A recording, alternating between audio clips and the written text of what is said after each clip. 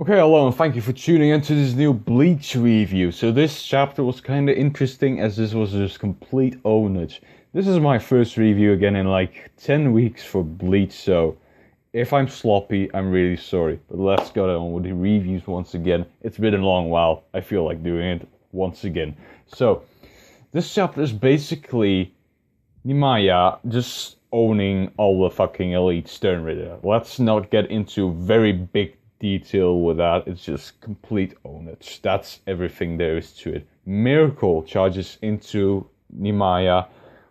Seems like he's like serious for a moment, but then he just cuts him immediately, and it's just over with the Miracle, so-called.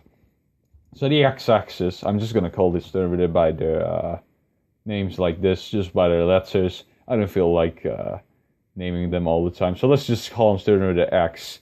And we're gonna call the Miracle just M, and we're just gonna call the Conversori the C. So then X-axis is basically pretty impressed by the action from Nimaya, but he tries and explain how it is done by saying that Nimaya uses this kind of trick with like the water that he pulled the blade out of, and that just makes the blade like, I don't know, slippery or something, making it easier to kill.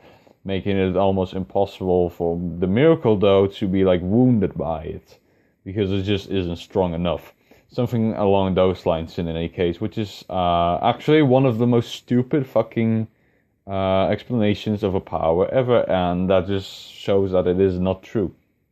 So he just starts firing shots at Nimaya, and Nimaya simply doesn't quite dodge them, he parries them. The bullets, and he just lets them split into two in halves. So he's really impressed by that, the X-axis. So he just keeps on shooting, and in the meantime, Nimaya just flash stabs to the X-axis, just slices him up. Done.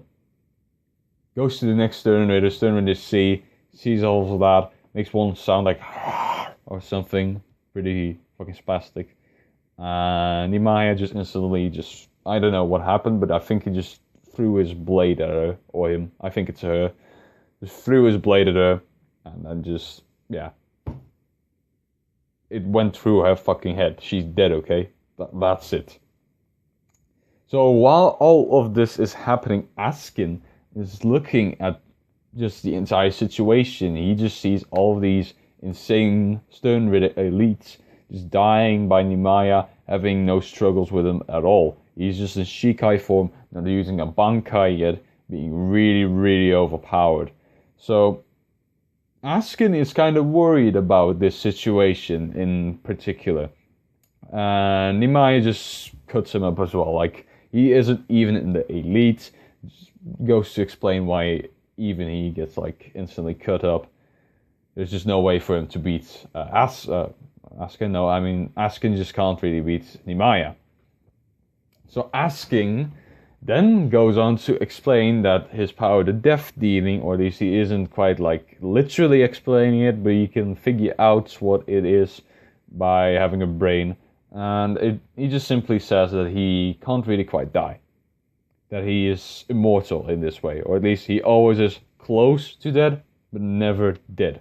And that's the only reason why Jua actually picked him, because when he found Askin wasn't dead, and we didn't see what kind of situation that was in. I guess it was like a very dangerous situation where multiple people died, and like Askin was the only survivor of that.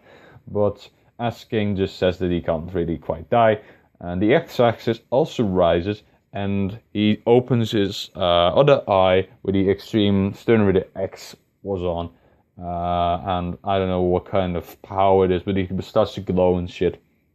So that's going to be something overpowered, just like Kenpachi's removal of the eye patch, but maybe something more creative instead of just a huge Reiatsu boost as it gives Kenpachi.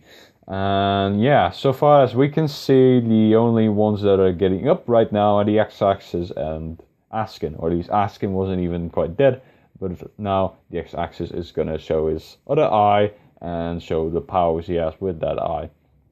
So I was wondering what would happen if the X-axis would actually open his eye. We didn't get to see what happens to him this chapter. We just see him rise again. But what I think he just might be able to, or at least he's gonna be stronger, of course. But I think he might actually be able to do something with the XI, being able to like lock onto the target perfectly or something. As you already like, or at least Nimaya already said that the X-axis already shot like perfectly, but this might give it a little special effect. Just making his aim better or his bullets faster, kind of stuff like that. Which I wonder what Kubo's gonna go with actually, because I don't know, I can't really figure anything out right now by the information we have. He only just opened his eye, but that's what I think we're gonna see the next chapter. And I think this is gonna be like the counter-attack kind of thing again, just what happened with the other Zero Division members. And this time it's going to be like the Stern Ridders, the ultimate Stern Ridders are just going into their like final forms, going insane. Batchet and Nimaya. Nimaya being like cornered, you think, and then Nimaya just owns them once again. Maybe with Bankai, I don't quite know. But that's what I think is going to happen next chapter. Now this chapter we also get a little bit on what is Zanpakuto, or what Nimaya Zanpakuto is in any case. We got to learn that she was always like really sharp, that no sheets could hold her, and he's really happy that she came with him to the Soul Palace, and it's all thanks to the Soul King or something along those lines. And so actually basically Nimaya's Zanpakuto is just one really fucking overpowered blade, basically just one of like really sharp, really strong. That kind of blade, nothing really special to it, but it's pretty cool to see how strong it is, just cutting up all those elite Stern Ritter instantly, no problemo, bro.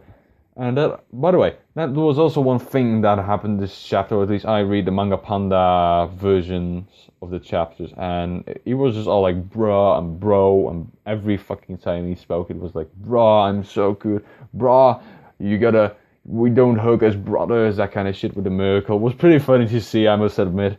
So I like Nimaya, he's one of my fucking favorite Bleach characters. He might even be like my favorite Zero Division character. I think he is. So that was pretty fun to see.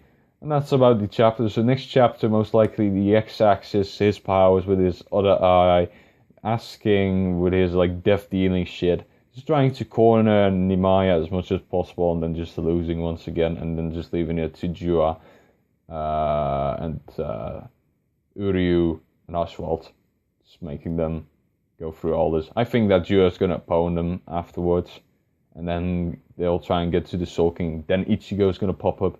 I don't quite know yet. We don't know yet, but I think that's what's going to happen, because it will be pretty stupid if like the Zero Division worked together with Ichigo try and beat Jua. Like, I want a one-on-one fight between those two guys, you know? So that's about it. That's about everything I have for this chapter. I thank you for watching this. I hope you enjoyed it. If you did, then you can always drop a like. It's really appreciated for this entire channel, for all of us. And if you aren't subscribed, then please do as well. I will hopefully see you in the next review as well. See ya.